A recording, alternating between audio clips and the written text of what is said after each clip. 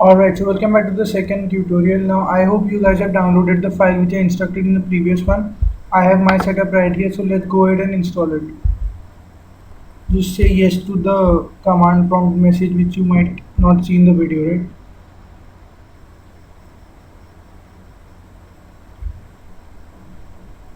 Again, if you see any warning message, just click on OK, you don't need to worry about it.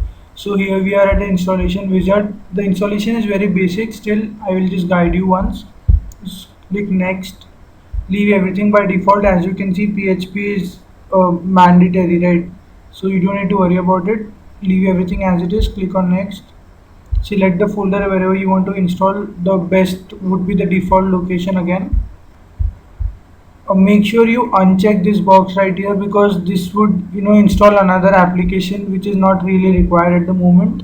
So just untick the box and continue next, and then let it install. It will take a while.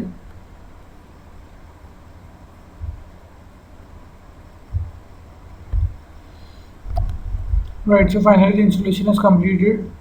Do you want to start the control panel now? No, we do not want to. So this control panel is not the control panel or Windows. This control panel is basically used to create the local server, which I'll be telling you guys in the next video. So go ahead, install this, follow my instructions, and if any problem comes up, just leave a comment in the discussion section below, and I'll make sure I address to it, right? So go ahead, install it, and I'll see you guys in the next video. We'll be making a very first hello program in the next video, right? So see you then.